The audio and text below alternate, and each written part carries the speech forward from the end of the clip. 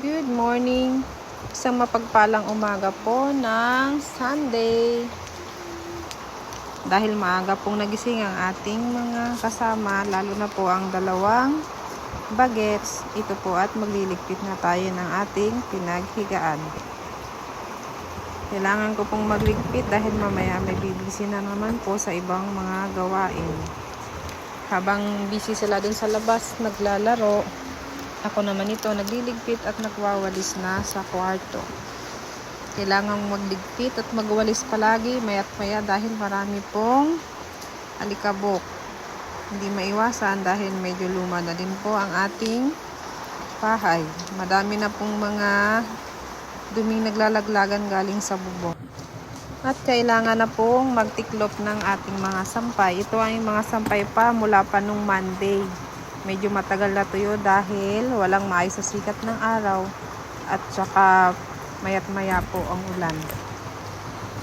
Kailangan ating magligpit dahil may mga susunod na naman pong isasampay. Mga bagong laba. Kailangan natin magtiklop ng mga kumot. At dahil dumating na ang tatay namin, may bata na namang nagpapansin dahil gusto na namang manghiram ng cellphone. Ayan, si tatay lagi ang kakampi niyan.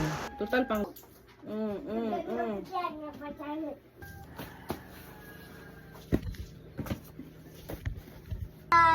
Pagkatapos magtiklop, pinaliguan ko na nga rin ang dalawang bagets na ito dahil naiinitan na sila nang nagyayang maligo.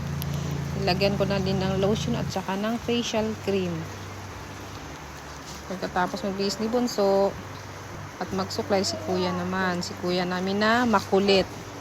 Sobrang kulit. Pero ano yun siya, malambing. Yan, magbihis. Bihis. At kailangan na rin magupit ng kuko dahil mahaba na ang kuko ng kuya namin. Nakaraan si tita niya ang naggupit ng kuko niya ngayon.